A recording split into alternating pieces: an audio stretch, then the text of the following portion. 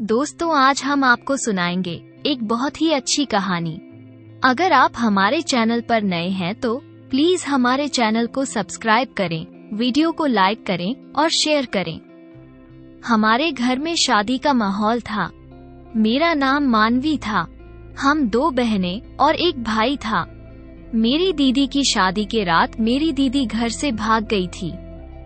मेरे पापा ने उसका दहेज ऊपर वाले सभी घर वाले ये सुनकर डर गए थे और कई सालों तक कोई भी उस कमरे के पास तक नहीं फटका था। एक रात पापा को दूध का गिलास उस कमरे में ले जाते हुए मैंने देखा तो मेरे कमरे में अंदर झांक कर देखा, क्योंकि मैं पापा के पीछे चली गई थी। अंदर झांका तो मेरे पैरों तले जमीन निकल गई, क्योंकि हम इलाहाबाद में रहते थे। मेरी जिंदगी बड़ी अजीब तरीके से गुजर रही थी, या यूं कहें मुझे किसी की हुई गलती का कर्ज चुकाना पड़ रहा था। हम 2 बहनें और एक भाई थे। मेरी बड़ी बहन बहुत खूबसूरत और सुलझी हुई थी। पापा की आंखों का तारा थी। मुझे भी अपनी बहन प्रिया से बड़ी मोहब्बत थी, इसलिए उसके जैसा ही मैं बनना चाहती थी। जो काम मेरी दीदी करती थी वही मैं करती थी। अगर वो आटा गूंथ देती तो मैं भी जिद करती थी कि मुझे भी आटा गूंथना है। वो खाना बनाती और पापा उसके खाने की बहुत तारीफ करते थे, तो मैं भी हर हाल में खाना पकाती ताकि पापा मेरे बने हुए खाने की भी तारीफ करें, और यही मेरी सबसे बड़ी गलती थी। पापा अक्सर प्रिया दीदी से कहा करते थे कि तुमने बहुत बहुत फूंक फूंक कर कदम रखना है, क्योंकि तुम्हारे छोटे भाई बहन तुम्हारी नकल करते हैं, तो प्रिया दीदी तो कोई गलती कर ही नहीं सकती थी। वो तो बहुत समझदार थी, लेकिन वक्त से वक्त ने साबित कर दिया था। ये सब हमारा वहम था। दीदी भी तो इंसान थी, और इंसान की फितरत गलत और सही दोनों में शामिल होती है। जैसा कि मैंने पहले कहा कि मेरी बहन बहुत ज्यादा खूबसूरत थी। जैसे ही उसने अपनी ग्रेजुएशन पूरी कर ली तो उसके हर तरफ से रिश्ते आने लगे थे। ऐसा लगता था कि रिश्तेदारों में होड़ लगी हुई है कि इसको हम अपने घर की बहू बनाएंगे, और आए दिन बेफिजूल में वो हमारे घर के चक्कर काटने लगे थे। पापा ने भी सोच लिया था, अगर एक घर में मैंने अपनी बेटी दे दी तो दूसरे घर वाले बेवजह मुझसे नाराज हो जाएंगे। इसलिए पापा ने फैसला किया कि जहाँ कोई रिश्तेदारी ना हो दूर दूर तक, वहाँ पर मेरी दीदी की शादी करेंगे। तब शायद मेरे पापा को इस बात का अंदाजा भी नहीं था कि वो कितनी बड़ी गलती करने जा रहे हैं। उन्हें तो चाहिए था कि दीदी की जिंदगी का इतना बड़ा फैसला करने से पहले उन्हें अपने आसपास बिठाकर उनसे उनके दिल की बात पूछना चाहिए था।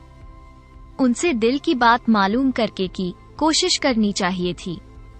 उनके सिर पर हाथ रखकर एक बार तो पूछ लेते, बेटी तुमने भी तो कुछ अपने भविष्य के बारे में सोचा होगा। मुझे बताओ, अगर दिल में कुछ है, मुझसे शर्म आती है तो अपनी मम्मी को अपना राज बता दो। मगर पापा ने इस मामले में घर में किसी से भी या किसी भी सदस्य की मर्जी जानने की कोशिश नहीं की थी। उन्होंने बाहर से ही किसी से बातचीत करके दीदी का रिश्ता तय कर लिया था, और बात मर्दों के बीच में शादी का रिश्ता जो पक्का हो गया था। एक दिन पापा ने मम्मी से आकर कहा कि मैंने प्रिया का रिश्ता पक्का कर दिया है, और वे बहुत अच्छे लोग हैं, खाते पीते घर के हैं, अमीर घर है, हमारी बच्ची को बहुत खुश रखेंगे। मम्मी बिल्कुल चुप रह गई थी। सिर्फ मम्मी पर ही नहीं, हम पर भी बहुत तेज बिजली सी गिर पड़ी कि हम तीनों भाई बहन एक कमरे में बैठे हुए थे और एक दूसरे की तरफ सवालिया भरी नजरों से देख रहे थे कि यह ऐसा कैसे हो गया, क्यों हुआ और कैसे हुआ।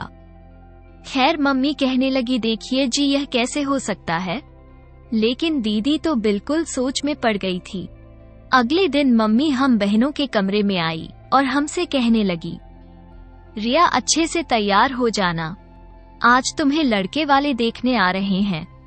दीदी शिकवा करने से अपने आप को रोक नहीं पाई और बोली, मम्मी मुझे पापा से इस तरह के फैसले की हरगिज उम्मीद नहीं थी।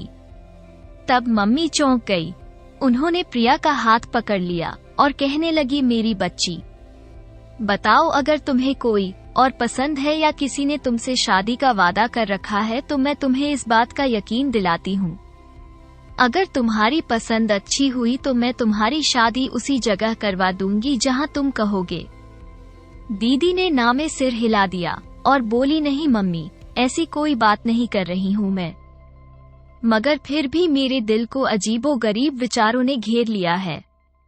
ऐसा लगता है ये शादी मेरे लिए खुशियां लेकर नहीं आएगी बल्कि मेरे मुकद्दर की बर्बादी बन जाएगी। मम्मी तो दीदी की बात सुनकर तड़प उठी थी। मम्मी बोली, प्रिया, ऐसी बातें करने से पहले यह नहीं सोचा कि मेरे माँ के दिल पर क्या गुजरेगी। तभी वे लोग दीदी को देखने के लिए आ गए थे। उनमें एक बूढ़ी औरत थी और एक जवान लड़की थी। उन्होंने बताया कि लड़के की माँ तो बीमार है और हॉस्पिटल में है और कोमा में है, इसलिए लड़की की दादी और बहन आई हैं। मम्मी ने मुझे कहा, मान भी जाओ और दीदी को अपने साथ ले आओ। लड़के की दादी ने दीदी को बहुत प्यार किया था।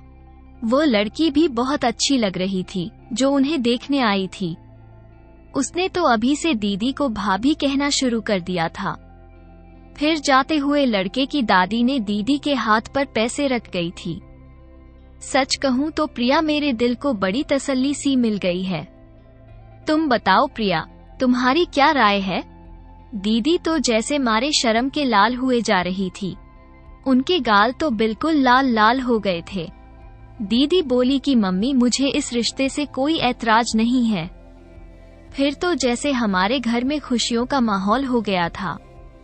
कोई नहीं जानता था कि खुशियां बहुत जल्दी गम में बदलने वाली थी। सब कुछ बहुत अच्छे तरीके से हो रहा था, कुछ भी गड़बड़ तो नहीं थी। दीदी भी खुशी खुशी हर चीज में हिस्सा ले रही थी। वो अपनी हर चीज से जुड़े जो उन्हें चाहिए थी। जैसी चीजें थी उन्हें बैग में रख रही थी। अपने जूते भी तो उन्होंने खुद ही पसंद किए थे। सिर्फ इतना ही नहीं बल्कि बारात के लिए अपनी मर्जी का पार्लर भी खुद ही तय किया था। सब कुछ अच्छा भला था। किसी के दिमाग में ये भी गुमान नहीं था कि दीदी अपने दिल में क्या ठान कर बैठी है। घरवाले सब बहुत खुश थे। मैंने तो एक हफ्ता पहले ही ढोलकी का इंतजाम कर लिया था। मम्मी ने तो मुझे मना किया था कि मानवी लड़कियों की शादी पर इतने दिन पहले ढोलकी नहीं बजाई जाती है, मगर मैं कहाँ मानने वाली थी। ढोलकी की हम लोगों ने बहुत बजाई थी और बहुत जो दीदी के लिए गाने गाए थे और बहुत एंजॉय कर रहे थे। बल्कि अपनी फरमाइश पर अपनी मर्जी के गाने भी हम गवाया करते थे। मुझे तो ऐसा लग रहा था अगर शर्मो हया नहीं आ जाती तो खुद दीदी भी हमारे साथ बैठकर गाने लगती। खैर, वक्त गुजर गया और दीदी की बारात का दिन आ गया। दीदी बहुत महंगे पार्लर से तैयार होकर आई थी। उन्होंने अपनी अपनी पसंद का लहंगा पहना हुआ था। थोड़ी देर बाद बारात भी आ गई थी। मैंने दूल्हा को देखा तो मेरा तो मुंह खुला का खुला रह गया।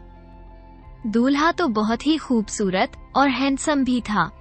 सोचा जाकर दीदी को बताती हूँ कि आपकी किस्मत में तो शहजादा लिखा है।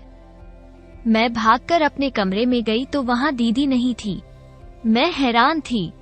अभी तो मैं दीदी को यहीं छोड़कर गई थी, अब वो कहाँ चली गई? मैंने उनकी तलाश में मम्मी के कमरे में भी गई, वो भी खाली पड़ा था। मेरी फिक्र अब बहुत ज्यादा बढ़ गई थी। मैं जल्दी से बाहर आई और अपनी मम्मी को ढूंढने लगी। मेरी मम्मी मेहमानों की खातिरदारी में लगी हुई थी।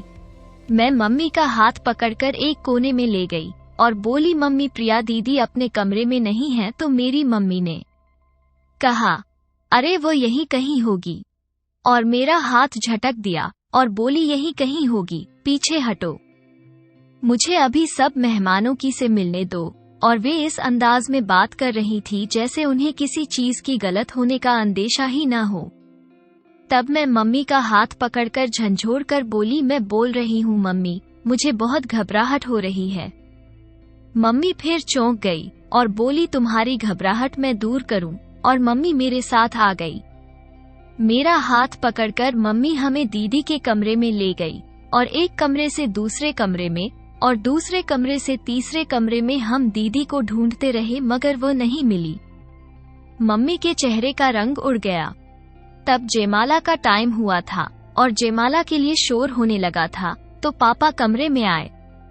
उनकी आंखें भी लाल सुर्ख हो रही थी। शायद उनके अपनी बेटी की विदाई का गम उन्हें मार रहा था। इतने में ही उनकी चहेती बेटी उनकी इज्जत को तार तार कर गई है। उन्हें तो ये भी पता नहीं था, वो तो अपनी बेटी की विदाई का उन्हें गम हो रहा था। तभी मम्मी ने कहा कि देखो प्रिया बिटिया कहाँ है। पापा कहने लगे जल्दी करो, प्रिया बिटिया को ले चलो, जयमाला का टाइम हो रहा है। मम्मी रोते हुए पापा से बोली देखिए जी, प्रिया नहीं मिल रही है। पापा बड़ी हैरानी से मम्मी की तरफ देखने लगे और बोले क्या मतलब है प्रिया नहीं मिल रही है, यही कहीं होगी। मम्मी रोते हुए बोली मैंने घर का कोना कोना छान मारा है जी। ये सुनकर तो पापा दिल पर हाथ रखकर दहाड़े मार मार कर रोने लगे और कहने लगे कमली अब मेरी इज्जत तो खाक में मिल जाएगी। अब कोई मुझे इस रुसवाई से कौन बचा सकता है? कोई नहीं बचा सकता। मेरी तो बहुत बेइज्जती हो जाएगी, चारों तरफ मेरी रुसवाई होगी। तुम ही बताओ कमली, मैं क्या करूं? लोगों का सामना कैसे करूं? कैसे जाकर बारातियों से कहूं कि बारात वापस ले जाओ, क्योंकि मेरी बेटी ने मेरी इज्जत नीलाम कर दी है। मम्मी भी रोए जा रही थी। फिर मम्मी बोली देखिए जी, आप बिस्तर पर जाकर लेट जाइए। मैं कोई बहाना बनाती हूँ कि मेरे पति की तबीयत खराब हो गई है, ऐसे में हम अपनी बेटी को विदा नहीं कर सकते हैं। बाबा बोले कि कमली तुम्हें इतना, तुम्हारे अंदर हौसला है।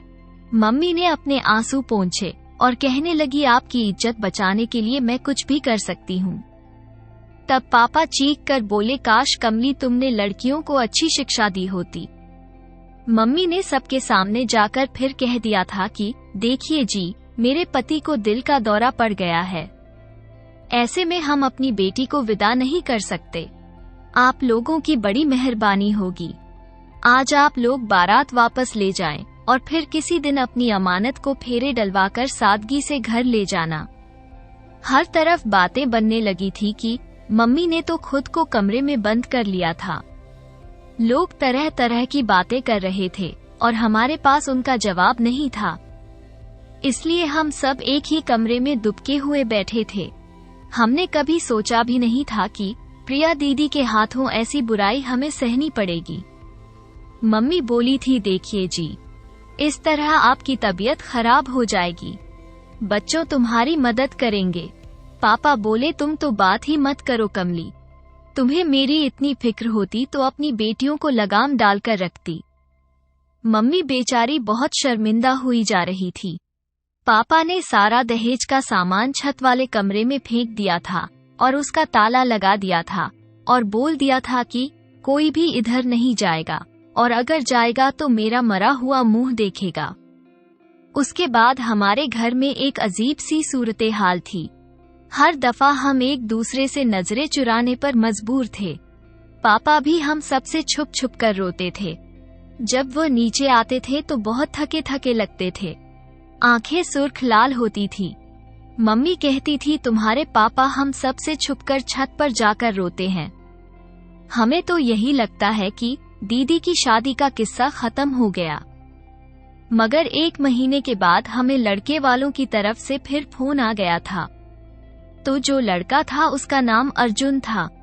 उसकी दादी मम्मी से कहने लगी थी देखिए, इतना महीने हमने आपसे कोई बात नहीं की क्योंकि हम आपसे नाराज थे। बारात को आप लोगों ने वापस कर दिया था, मगर अब ठंडे दिमाग से सोचो तो आपकी भी इसमें कोई मजबूरी रही होगी। ये भी हो सकता है आपकी बड़ी बेटी ने रिश्ता करने से इनकार कर दिया हो और विवाह के लिए मना कर दिया हो और आपने अपनी इज्जत बचाने के लिए अपने पति की बीमारी का बहाना बना लिया होगा। अगर ऐसी कोई बात है तो हमें उस पर भी कोई एतराज नहीं है। अगर आप अच्छा समझो तो आप अपने पति से यह राय मशवरा कर लो, हमें अपनी छोटी बेटी का रिश्ता दे दो, क्योंकि हमने बहुत से घरों में रिश्ता ढूंढा पर आपके बच्चों जैसे वो बात उनमें नहीं थी।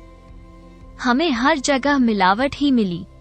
अगर आपका घराना हमें अच्छा लगा है, इसीलिए हम चाहते हैं कि किसी न किसी तरह हमारी रिश्तेदारी आपसे हो जाए। मेरी मम्मी कहने लगी ठीक है, मैं अपने पति से राय मशवरा करके आपको बताऊंगी। मम्मी ने अपना फोन बंद कर दिया था और मुझसे बोली, मानवी तुम कहो तो ये रिश्ता तुम्हें मंजूर है। मैंने अपने कंधे उचका दिए और कहा, दीदी के जाने के बाद पापा ने जिस तरह से मेरा जीना हराम कर रखा है, मुझे तो नफरत की निगाह से देखते हैं। मैं चाहती हूँ कि दिन से रात ना हो और मैं यहाँ से चली जाऊं और दोबारा यहाँ पर वापस लौट कर ना आऊं। मम्मी मेरे गले में अपना हाथ डालकर रोने लगी और बोली, बेटी हमारे नसीब है, ऐसे ही किसी की सजा हमें मिलती है।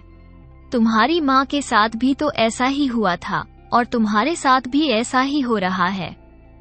मैं सोचती हूँ गलती कोई करता है और सजा दूसरे को मिलती है, इसलिए चाहती हूँ कि तुम्हारी तकदीर बदल जाए। मगर मैं क्या करूँ बेटी, मैं तो खुद मजबूर हूँ, हमारे हाथ बंधे हुए हैं। मम्मी इस कदर टूटी हुई थी, मुझे भी उनकी हिम्मत बनना पड़ा। मैं मम्मी से बोली, मम्मी आप नाराज मत हो, सब भगवान अच्छा करेगा। और मैं उठकर अपने कमरे में चली गई क्योंकि पापा के घर वापस आने का समय हो गया था। आज मेरा दिल अजीब सा धड़क रहा था क्योंकि आज मेरी किस्मत का फैसला हुआ था। जैसे ही घर का दरवाजा खुला, मैं अपने कमरे की खिड़की में आकर बैठ गई। पापा घर में आ गए थे। पापा ने पहले इधर उधर देखा और आंगन को खाली पाकर वो दबे कदमों से किचन में चले गए थे। मुझे उनके इस तरह के अंदाज पर बड़ी हैरानी हुई। फिर थोड़ी देर बाद वे वापस आए और उसके बाद किचन से वापस आए तो उनके हाथ में दूध का गिलास नजर आया। उन्होंने फिर इधर उधर देखा, जैसे वो काम बड़ी समझदारी और सावधानी से कर रहे थे। वो किचन में गए और किचन में से एक गिलास दूध लिया और फिर धीरे धीरे सीढ़ियां चढ़ने लगे और फिर छत पर चले गए और मैं बिल्कुल हक्का बक्का सी खिड़की में बैठी रह गई, उन्हें देख रही थी। ये सब अभी मेरी नजरों आगे हुआ था। ये सब क्या था? ये तो बिल्कुल आम सी बात थी, मगर पापा के खुफिया अंदाज ने उसे खास बना दिया था। मुझे फिर उस बात की फिक्र हुई कि मम्मी पापा के आने के बाद कमरे से बाहर क्यों नहीं निकली, क्योंकि अब वो जब काम से वापस आया करते थे तब मम्मी सब कुछ छोड़ छाड़ कर पापा के पास आ जाया करती थी और उनसे खाने का पूछती थी, फिर ताज़ा रोटियां बना कर देती थी। मैं दबे कदमों से मम्मी के कमरे में गई तो पता चला कि मम्मी तो सो रही है। खैर, पापा आधा घंटे के बाद छत से उतर आए थे। उनकी हालत अजीब सी हो रही थी। मैं ये सब अपने कमरे की खिड़की से देख रही थी। मम्मी ने पापा को बताया कि आज उन्हें लड़के वालों का फोन आया था जिनकी बारात को हमने वापस कर दिया था। वे अब हमारी छोटी बेटी का हाथ मांग रहे हैं। वे कहने लगे, अगर आप हमें अपनी बड़ी बेटी का रिश्ता नहीं दे सकते थे तो आप हमें अपनी छोटी बेटी का रिश्ता दे दें। मेरे पापा खाना खाते हुए उसी वक्त उठ गए और खाने की थाली को फेंक दिया और गुस्से में दहाड़ मारकर बोले, उनसे कहना कि मेरी बेटी के नसीब में अभी इतने खराब दिन नहीं है जो तुम जैसे बेगैरत लोगों को रिश्ता दे दें। जहां मैं ये सुनकर चौंक गई, वहीं मम्मी भी दंग रह गई थी। मम्मी बोली, जी आपकी इस बात के क्या मतलब है जो आप ऐसा बोल रहे हैं? मेरे पापा बोले, क्या क्या कुछ नहीं। मम्मी बोली, बताइए ना, क्या वे लोग अच्छे नहीं हैं? पापा ने ना में सिर हिला दिया और कहने लगे, आज के बाद अगर उनका फोन भी आए तो मत उठाना। तब मेरी मम्मी बड़े गुस्से में बोली, अजी आपको तो अपनी अकल पर बड़ा गुमान था, आप तो बड़े समझदार थे। आप तो कहते थे औरतें कम अक्ल की होती हैं, फिर आपसे इतनी बड़ी भूल कैसे हो गई? आप कैसे मेरी प्रिया का रिश्ता ऐसे लोगों में दे रहे थे जो बुरे थे? पापा ने इधर उधर दरवाजे को धक्का मारा और घर से बाहर निकल गए। मम्मी फूट फूट कर रोने लगी और बोली, अगर मेरी मानते तो ये दिन नहीं देखना पड़ता। इन्होंने आज तक मेरी नहीं मानी और मेरी जिंदगी खराब कर दी। अब मैं तुम्हें क्या बोलूं? जितनी देर घर में होते मैं अपने कमरे से नहीं निकलती थी। जब मम्मी तो हर वक्त तुम प्रिया दीदी के गम में डूबी रहती थी। भाई स्कूल से ट्यूशन और ट्यूशन से फिर क्रिकेट खेलने चला जाता था। वो रात देर घर से लौटता था। ऐसा लगता था जैसे वो भी घर के माहौल से भागना चाहता था। अब अक्सर पापा को मैंने छत पर दूध ले जाते हुए देखा था। मैं समझ नहीं पा रही थी कि वो दूध का गिलास छत पर क्यों ले जाया करते थे। मैं हर वक्त इसी बात से परेशान रहने लगी। इस वजह से मुझे नींद भी नहीं आती थी। मैं सारा दिन प्रिया दीदी को याद करके रोने लगी थी, और क्योंकि प्रिया दीदी मेरी बहुत अच्छी दोस्त भी थी। काश वो इतना गलत कदम नहीं उठाती। रात बहुत गहरी हो चुकी थी। आसपास के कुत्तों के भौंकने की आवाज आ रही थी। मैं उठकर अपने कमरे की खिड़की में बैठ गई। तब मुझे कोई अजीब सा महसूस हुआ, जैसे कोई हमारे आंगन में घूम रहा हो। मैंने गौर किया तो वो कोई और नहीं, मेरा बाप था। मैं चौंक गई। पापा के अंदर से ऐसा लग रहा था जैसे आज वे बहुत मजबूर हों। मुझे भी आज उन पर तरस आने लगा था। लेकिन पापा फिर से छत पर जाने लगे थे, और वो कमरा जो पापा ने दीदी के दहेज से भर रखा था, वो भी खुला हुआ था, और उसमें से भी रोशनी आ रही थी। मैं भी पापा के पीछे पीछे चुपके चुपके उनके पीछे आ गई थी। देखना चाहती थी आखिर माजरा क्या है, और दरवाजा खुला था तो इसलिए मैं ये देखकर अंदर का मंजर देखने लगी। अंदर तो दीदी बैठी हुई थी। मैं ये देखकर थर थर कांपने लगी थी। पापा दीदी को निवाला बनाकर उसके मुंह में डाल रहे थे, क्योंकि वे उसे खाना खिलाना चाहते थे। दोनों चुप थे, मगर उनकी आंखों में आंसू बह रहे थे। और यह सब क्या हो रहा था, मेरी समझ से बाहर था, और मुझे बड़ी घबराहट हो रही थी। फिर बड़ी देर के बाद पापा ने बोला, देखो प्रिया, तुम मेरी बड़ी बेटी नहीं हो। और दीदी एकदम से पापा पर चिल्ला पड़ी और कहने लगी, इसीलिए आप ऐसा मेरे साथ कर रहे हैं कि मैं आपकी औलाद नहीं हूँ। क्या आप ये घिनौनी हरकत मानवी के साथ कर सकते थे? पापा जल्दी से बोले, प्रिया, मैं तुमसे बहुत प्यार करता हूँ, मगर ये तुम ये जानती हो कि ये सब मैं कभी भी मानवी के साथ नहीं कर सकता था। तो प्रिया दीदी रोने लगी थी। वो बोले, मुझे वजह जाननी है। आपने मुझे इस कमरे में बंद क्यों कर रखा है? तो पापा बोले, सुनो, आज मेरे पास बहुत वक्त है। मैं तुम्हें, वैसे भी तुम तो सारा दिन बेहोश हो जाती हो, मगर यह मानवी है ना, उसकी वजह से मैं कभी भी ज्यादा देर छत पर नहीं रह पाता, क्योंकि मुझे डर है कि कहीं उसे मुझ पर शक न हो जाए। रात के इस पहर में सब सो रहे हैं, इसलिए आज मैं तुम्हें सब कुछ बताता हूँ। प्रिया दीदी से वो कहने लगे, सुनो प्रिया, हम 2 भाई बहन थे, एक मैं और एक मुझसे बड़ी बहन, जो मुझसे पूरे 7 बरस बड़ी थी, इसलिए उसकी शादी पहले हो गई थी। दीदी की शादी के बाद हमारे घर में बहुत खामोशी छा गई थी, इसलिए तय किया गया था कि मेरी शादी जल्दी करेंगे। उन्होंने मेरे लिए कमली को पसंद कर लिया और हमारा रिश्ता तय हो गया था। उन्हीं दिनों में हम पर कयामत टूट पड़ी थी, क्योंकि जो मेरी दीदी थी वो विधवा होकर घर आ गई थी, और दीदी अकेली नहीं थी बल्कि उनकी गोद में 4-5 महीने की बच्ची थी। उन्हें न अपनी फिक्र थी और न ही अपनी बच्ची की। वो तो किस सोच में रहती थी। उन्हें बहुत गहरा सदमा लगा था। मेरी माँ भी बूढ़ी हो चुकी थी, इसलिए वो भी उस बच्ची को संभाल नहीं सकती थी। कमली ने तुम्हें हाथों हाथ लिया और तुम पर इतना प्यार निछावर किया कि वो भूल ही गई कि तुम उसकी बेटी नहीं भांजी हो। तुम जब बोलने लगी तो तुम कमली को मम्मी ही कहती थी, मामी नहीं कहती थी, और अपनी सगी मम्मी को बुआ कहती थी। हालात कुछ संभले तो तुम्हारी मम्मी का रिश्ता हम ढूंढने लगे थे। दीदी ने एक लड़के का नाम खुद ही लिया था और मेरी शादी उस लड़के से करवा दो। पापा ने मेरी ड्यूटी लगा दी थी कि तुम उस लड़के के बारे में खोजबीन करके मुझे बताओ कि वो लड़का कैसा है। जब मैंने पता किया तो वो लड़का फ्रॉड निकला था, मगर जब मैंने यह बात घर वालों को बताई तो ये बात तुम्हारी मम्मी नहीं मानी और वो उस लड़के के साथ भाग गई थी। मुझे इस बात का ख्याल आता कि तुम कहीं अपनी मम्मी के नक्शे कदम पर तो नहीं निकलोगे, नहीं तो मेरा जीना तो हराम हो जाएगा। इसलिए मैंने जल्दी जल्दी तुम्हारा रिश्ता ढूंढा और तुम्हारी शादी तय कर डाली। जब लड़के की माँ कोमा में थी, जब हमने रिश्ता तय किया था, उसकी दादी और बहन तो मौजूद थी और मैंने सोचा था चलो कोई बात नहीं, ये शादी जल्दी हो जाएगी। पता है फिर क्या हुआ?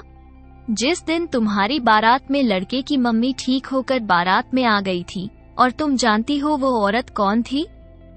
लड़के की माँ, मेरी दीदी और तुम्हारी असली माँ थी।